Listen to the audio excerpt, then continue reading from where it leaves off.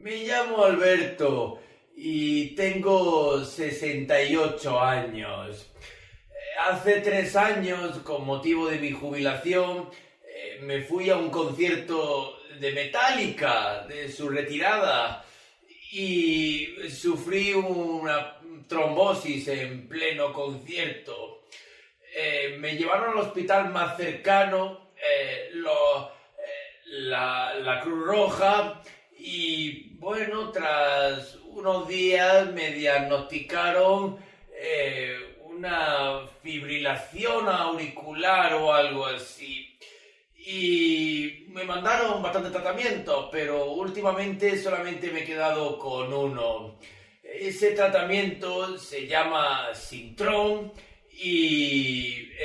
cada mes me hago la prueba con mi enfermera del centro de salud, del ambulatorio. Y la última vez me dio un poquito alto, creo que era de 4 con algo, y me bajaron un poco la dosis. Hasta hace poco tomaba una pastilla entera de forma diaria, pero ahora me han bajado a media pastilla al día. Y tengo cita dentro de 2 semanas para el siguiente control del Sintrom, el cual espero que baje un poquito, por lo menos que baje a 3 o por ahí.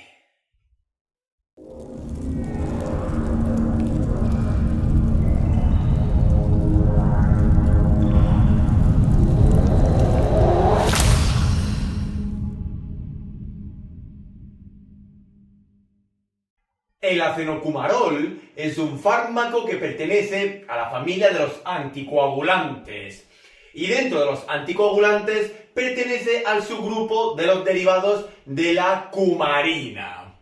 El acenocumarol es bien conocido gracias a su nombre comercial, siendo este el Sintrom. Y aquí podemos observar la complejidad y estructura química de la molécula del acenocumarol, donde vemos la presencia de varias características importantes, como por ejemplo 2 anillos benzol, la presencia de varios grupos carbonilo, un grupo hidroxilo, y también la presencia de un catión de nitrógeno, al cual se le une un átomo de oxígeno,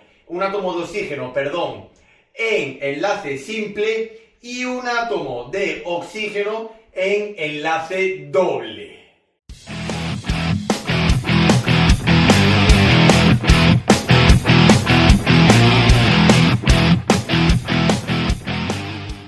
Como anticoagulante que es, el acenocumarol está indicado en el tratamiento y especialmente en la profilaxis y prevención de accidentes trombóticos, por lo cual lo podemos utilizar en las propias trombosis para evitar la reincidencia de las mismas, en enfermedades trombóticas como por ejemplo en los tromboembolismos pulmonares y en las trombosis venosas, incluidas las profundas,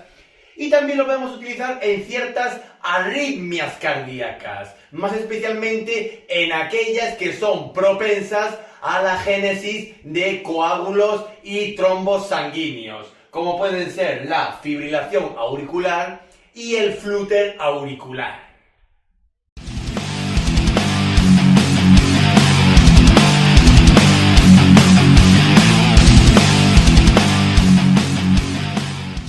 El acenocumarol suele ser un fármaco bastante seguro si se utiliza a las dosis recomendadas y bajo una estrecha vigilancia terapéutica.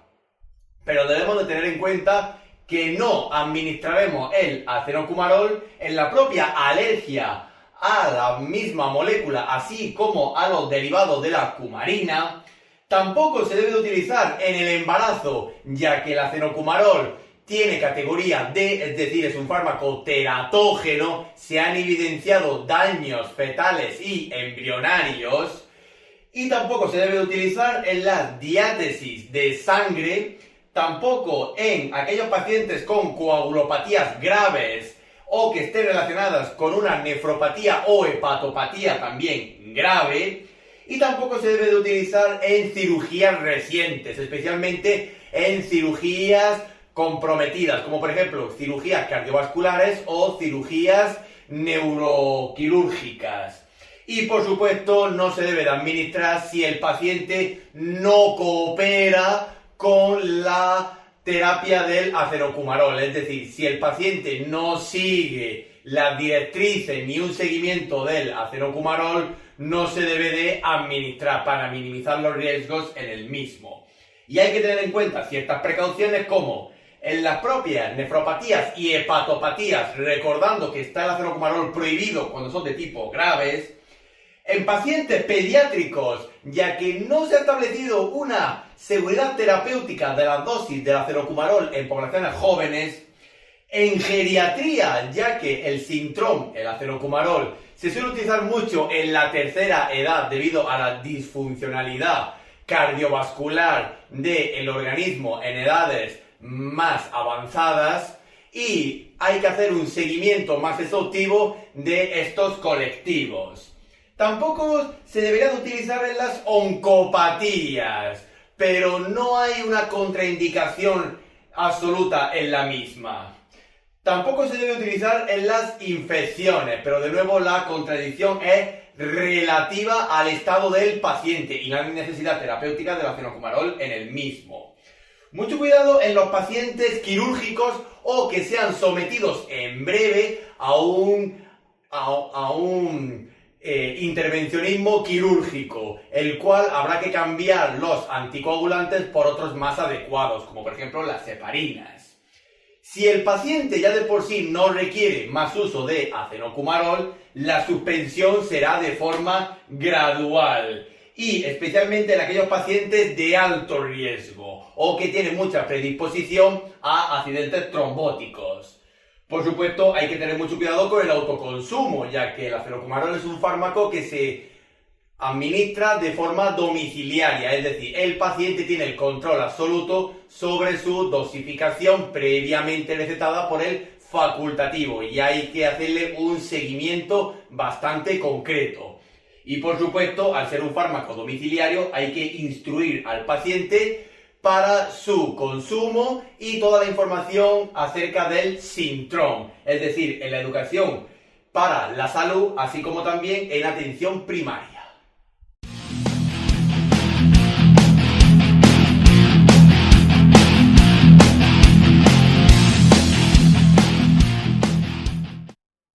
El mecanismo de acción del acenocumarol, es decir, del Sintrom, es bastante complejo a nivel microscópico, pero debemos de saber antes una premisa sobre el acenocumarol, y es que este es el antagonista de una de las principales vitaminas, la conocida como vitamina K, o también llamada vitamina antihemorrágica, es decir, la vitamina que interviene en los procesos de coagulación.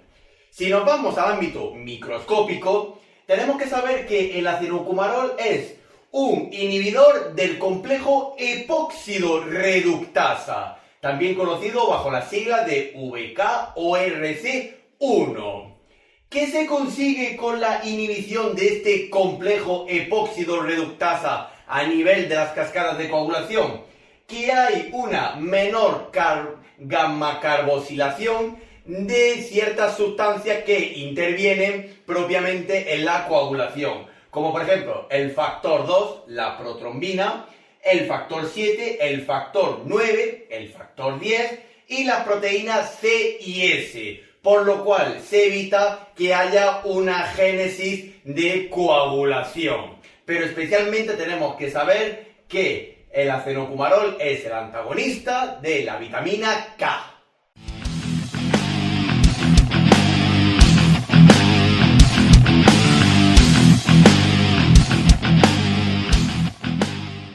La principal vía de administración del acenocumarol es la vía enteral, debido a la presentación en comprimidos que varían de dosis de 1 a 4 miligramos, y de ahí ir fraccionando las dosis según la necesidad hematológica del paciente. Pero podemos encontrar tanto de 1 miligramo como de 4 miligramos, la cual se puede fraccionar en 4 dosis.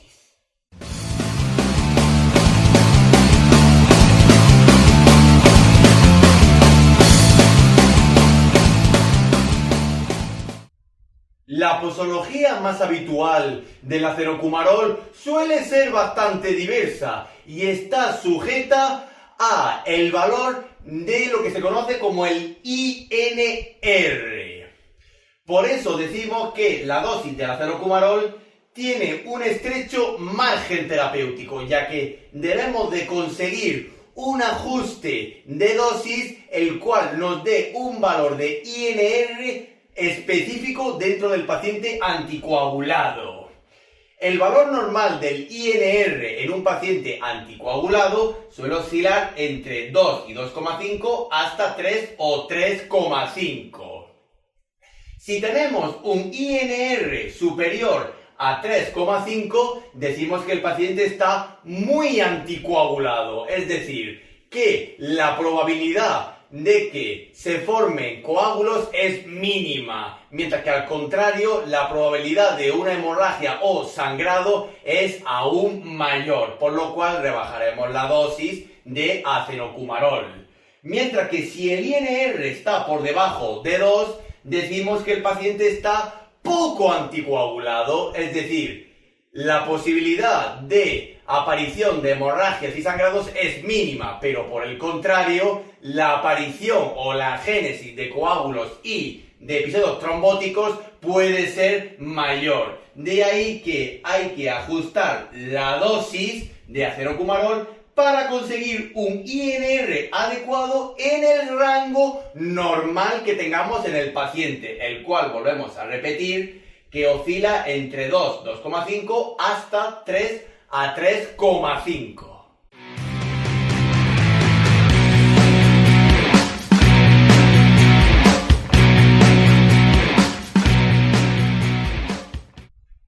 No existe mucha información sobre qué fármacos se pueden administrar a la vez o no con el acenocumarol, por lo cual su administración en el paciente será de forma solitaria y especialmente se tiene que tomar a una hora específica del día y lo más separado de la hora de las comidas. Por ejemplo, si el paciente se empieza a tomar el Sintrom a las 6 de la tarde, todas las dosis serán a las 6 de la tarde. 5 minutos arriba, 5 minutos abajo, pero siempre en la tarde para conseguir un mayor ajuste de el Sintrom y lograr el INR adecuado.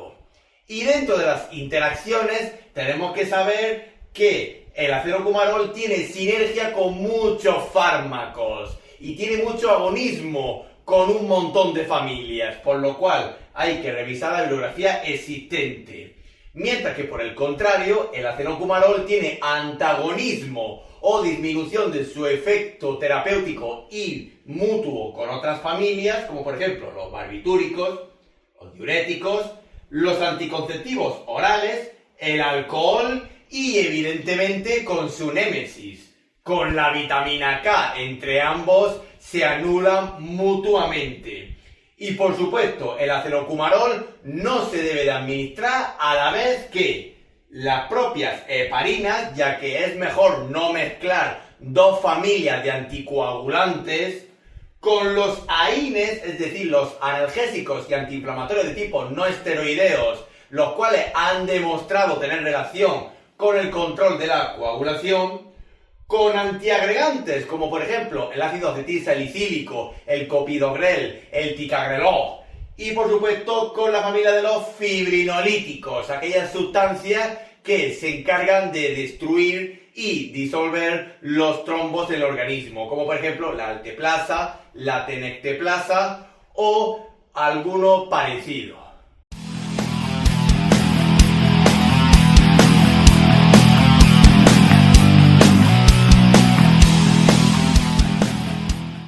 El acenocumarol suele ser un fármaco que apenas presenta efectos adversos, pero eso sí, siempre que lo utilicemos a las dosis recomendadas y bajo una vigilancia estrecha de la dosificación.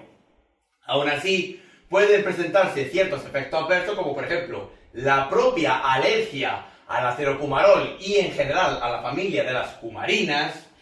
También puede provocar hemorragias, ya que si en el paciente evitamos las cascadas de coagulación, es evidente que cuando el paciente tenga alguna herida o episodio de sangrado, este va a seguir activo hasta que reanudemos la coagulación normal en el mismo.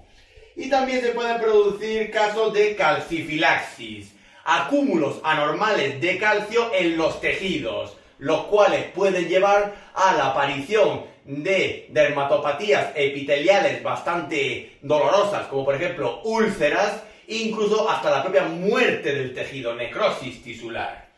Y por supuesto, el acenocumarol puede tener una sobredosis, es decir, un paciente que por equivocación se haya confundido de dosis y haya tomado más Sintrón de la cuenta, lo cual es muy normal en la persona de edad avanzada. Por lo cual administraremos el antídoto del acenocumarol, es decir, la vitamina K, según el INR que tenga el paciente. Y por supuesto también tenemos los efectos adversos del desconocimiento del acenocumarol, es decir, la falta de educación para la salud, una falta de seguimiento por parte tanto del paciente como de los equipos de atención primaria y el desconocimiento, la falta de información sobre el fármaco, tanto en su control, la forma de consumo y otras muchas más informaciones necesarias para el paciente.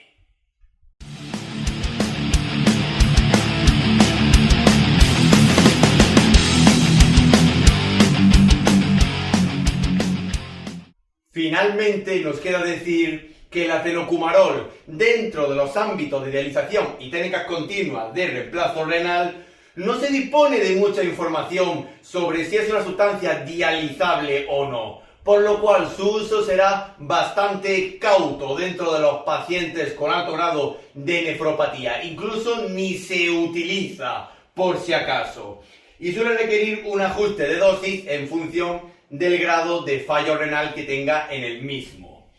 Debemos de recordar que el acenocumarol es el antagonista, tanto de forma viceversa como mutua, de la vitamina K, la vitamina antihemorrágica. Y, por supuesto, también decir que el acenocumarol tiene un estrecho margen terapéutico, en el cual estamos jugando a bandas muy estrechas dentro del valor del INR, el cual debe de adecuarse para un valor aproximado de 2 a 2,5, aproximadamente hasta 3 a 3,5. Y siempre hacer un seguimiento tanto del paciente como de la dosis y del estado clínico por los cuadros facultativos, tanto el cuadro especialista, es decir, el cuadro de hematología, así como también en la atención primaria, especialmente tanto del médico de primaria como de la enfermería de primaria, es decir, otorgarle al paciente la información que sea necesaria con el